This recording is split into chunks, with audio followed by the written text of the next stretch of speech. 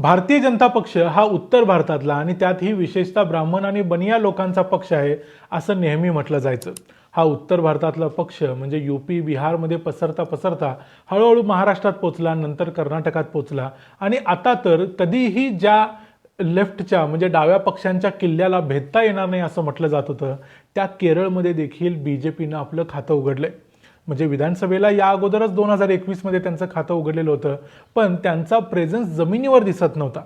या वेळेला केरळमध्ये ज्या लोकल बॉडीच्या निवडणुका झाल्या, जिल्हा परिषदा, ग्रामपंचायती किंवा नगरपालिका यांच्या निवडणुका झाल्या, या निवडणुकामध्ये मात्र बीजेपीनं असा परफॉर्मन्स दिला आहे। आणि त्यातल्या त्यात सर्वात महत्त्वाची गोष्ट म्हणजे केरळची राजधानी असलेल्या तिरुअनंतपुरममध्ये बीजेपीची सत्ता आलेली आहे। तिरुअनंतपुरममध्ये सर्वात महत्त्वाची गोष्ट म्हणजे जवळजवळ 45 वर्ष डाव्या पक्षांची सत्ता होती, ती अखेर यावेळेला मोडीत निघाली आणि तिथं भारतीय जनता पक्षानं आपला झेंडा रोवला।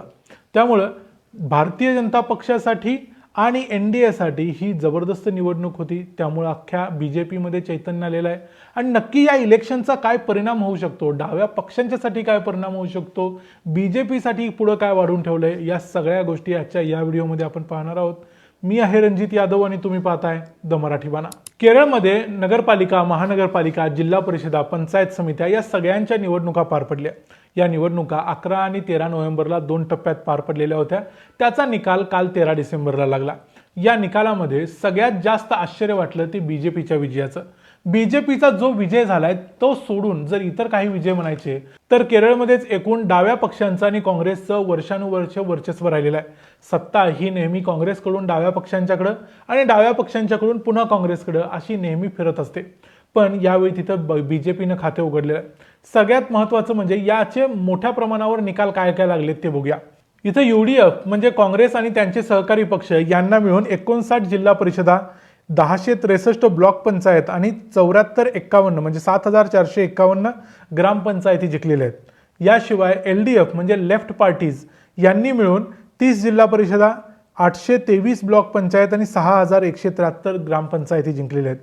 तर एनडीएनं, ज्यामध्ये भारतीय जनता पक्ष हा महत्त्वाचा पक्ष आहे, बीजेपीनं 1 जिल्हा परिषद, 50 ब्लॉक पंचायत आणि 1363 ग्रामपंचायती जिंकलेल्या आहेत। त्या देखील केरळमध्ये हा एकदम आश्चर्यकारक असा निकाल आहे। हा जरी सगळा आश्चर्यकारक निकाल असला तरी सगळ्यात महत्त्वाची निवडणूक झाली ती म्हणजे तिरुअनंतपुरमची, म्हणजे केरळची राजधानी असलेल्या या गावाची। या निवडणुकीमध्ये भारतीय जनता पक्षानं लेफ्ट आणि काँग्रेस दोघांना देखील धोबीपछाड दिली। 101 नगरसेवकांची जिथं निवडणूक झाली, या 101 नगरसेवकांच्या पैकी 50 नगरसेवक हे भारतीय जनता पक्षाचे निवडून आलेले आहेत।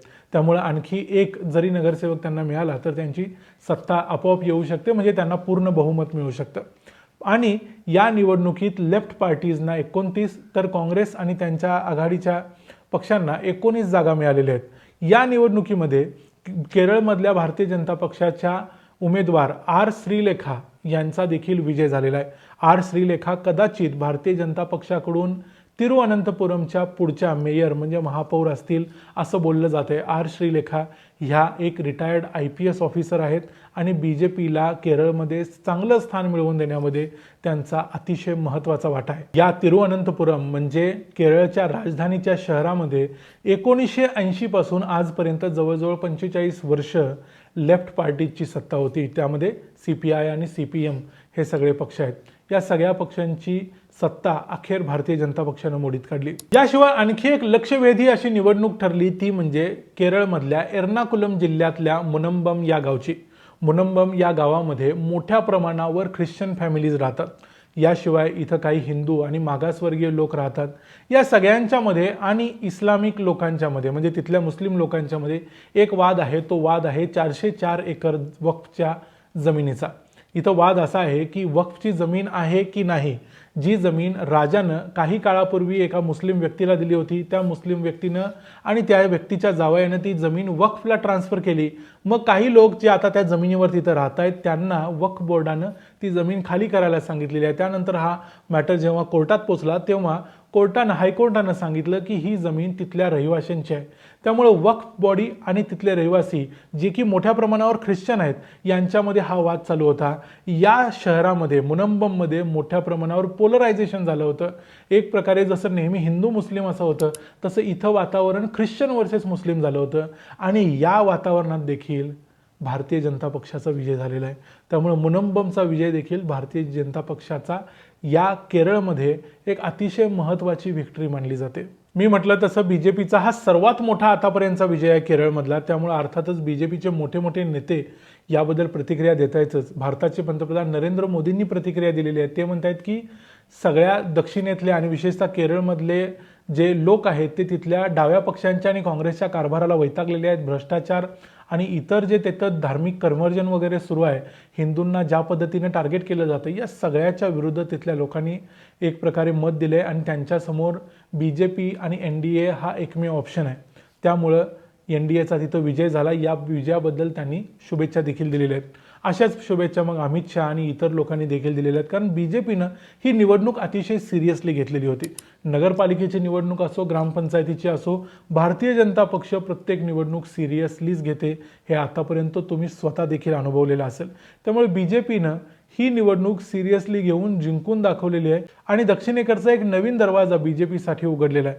काही वर्षापूर्वी, साधारण 15 ते 20 वर्षापूर्वी कर्नाटकमध्ये बीजेपी आली त्यावेळेला असं बोललं जात होतं की कर्नाटकमध्ये बीजेपी कधीच पोचू शकत नव्हती, पण तिथं त्यांनी खातं उघडलं, त्यांचा मुख्यमंत्री झाला. पण आता बीजेपी त्याही पुढे गेलेली आहे, ती केरळपर्यंत पोहोचलेली आहे. पुढच्याच वर्षी केरळच्या विधानसभेच्या निवडणुका आहेत. पुढच्या वर्षी तामिळनाडूमध्ये देखील विधानसभेच्या निवडणुका आहेत. तिथं देखील भारतीय जनता पक्षाचे अण्णामलाई आणि इतर नेते मोठ्या प्रमाणावर काम करत आहेत. त्यामुळे तामिळनाडूच्या निवडणुका, पुढच्या वर्षी होणाऱ्या केरळच्या निवडणुका अतिशय महत्त्वाच्या असणार आहेत. इथं बीजेपीला किती जागा मिळतात याच्याकडे आता लक्ष असणार आहे. कारण मागच्या विधानसभेला बीजेपीकडे फक्त 1 सीट होती केरळमध्ये. यावेळी या सीट वाढू शकतात कारण त्यांच्या जवळजवळ 1363 ग्रामपंचायती बीजेपीला मिळाल्या. हा अभूतपूर्व असा विजय आहे बीजेपीसाठी. त्यामुळे सर्वात मोठा प्रश्न निर्माण होणार आहे तो डाव्या पक्षांच्यासाठी. डाव्या पक्षांचे भारतात 2 गड होते. एक होता पश्चिम बंगाल आणि दुसरा होता केरळ.